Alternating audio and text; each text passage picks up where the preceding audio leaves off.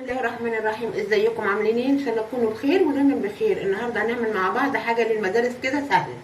ايه اللي معانا مربى التين. نجيب التينيه كده، تكون التينيه مقفوله كده وحلوه اهي زي ما انتم شايفين كده. احنا غاسلين التين اهوت، هنقطعه مع بعض ونشوف هنعمل ازاي المربى. هنقول بسم الله الرحمن الرحيم ومعايا التين اهو. انت بتقطعيه بقى ايه كده، وطبعا بتحطيه في الحله اللي انت هتعملي فيها. شايفين يا جماعه كده.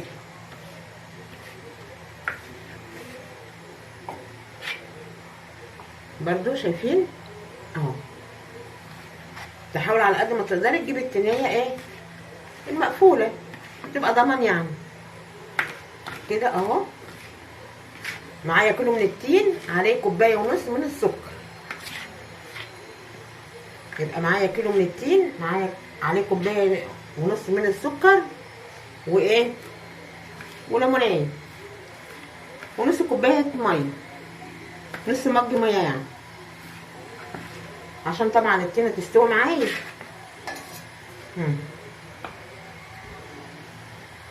كده هقطع الكميه كلها بقى ونرجع لبعض.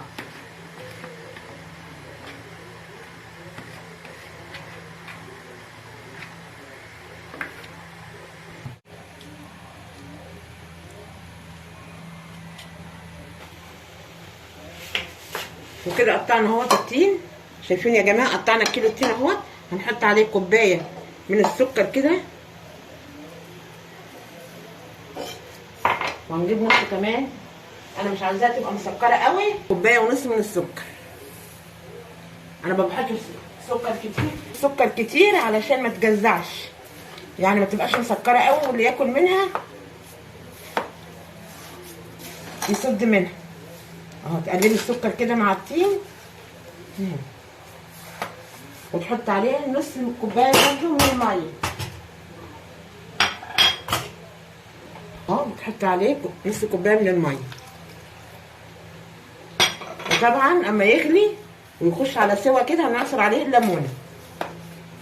نقلب كده السكر اهو بالتين كده اهو زي ما انتم شايفين. يبقى معايا كيلو من التين، عليه كوبايه ونص من السكر،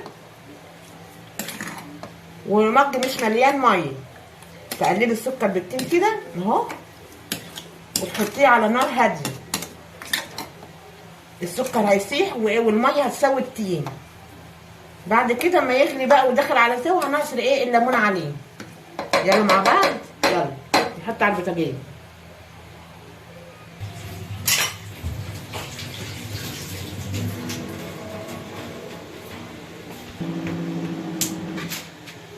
يبقى جايز على نار هاديه ونغطي عليه، وكل 10 دقايق نيجي نقلبه. هنسيبه بقى ايه يستوي براحته كده على نار هاديه. ويا حب يعني احب حاجه ان انت تحطيها في حله المونيا، بلاش الحلل اللي زي دي عشان ايه ما تلزقش في الارضيه. شايفين انا هحطها على نار هاديه وكل شويه هاخد بالي منها، يعني ممكن انقلها على حاجه المونيا يعني. بس يلا انا عملتها هنا خلاص 10 دقايق، وهاجي ابص عليها بره.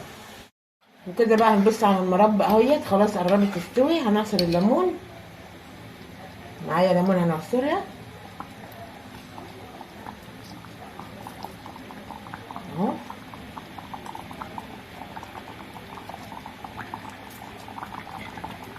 كده ايه مادة حافظة للمربى كده اهو. نشيل بس الايه البذرة دي ونقلب ونغطي عليها برضو 10 دقايق ونبص عليها تاني. هي خلاص قربت تستوي اهي. وما تقلقوش من نص كوبايه ميه اللي احنا حطيناها علشان المربى تستوي معانا. هي الميه دي هتتبخر طبعا والمربى تستوي. 10 دقايق ونطفي عنها.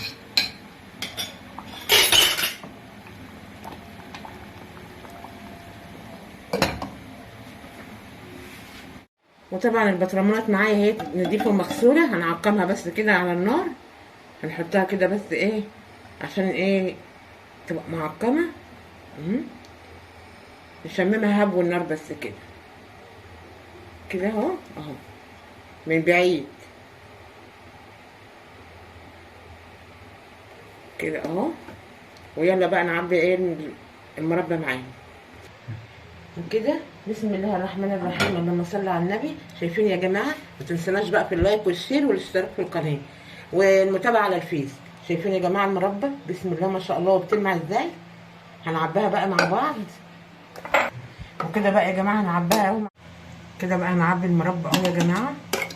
شايفين مستويه ازاي؟ وطبعا ما فيهاش نقطه ميه، الميه كلها سوت التينه واتبخرت اهو. من كيلو تين عملنا قد ايه؟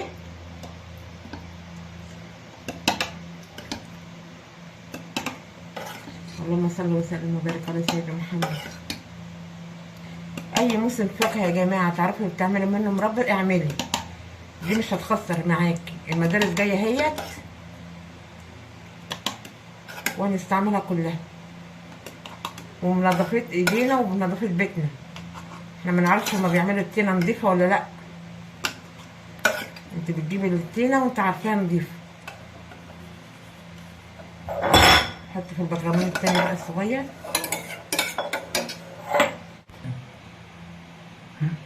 كده اهو.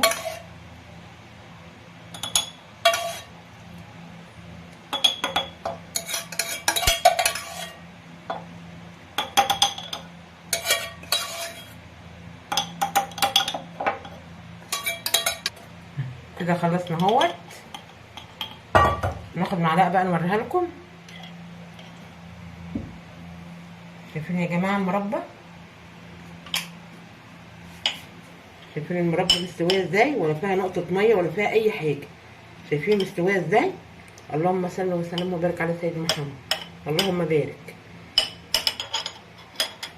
وده كان فيديو النهارده بتاعنا وكده بقى نغطي عليه. شايفين يا جماعه؟ متنسوناش في اللايك والشير والاشتراك في القناه. بحبكم في الله. وده كان فيديو النهارده سهل وبسيط، والسلام عليكم ورحمه الله وبركاته.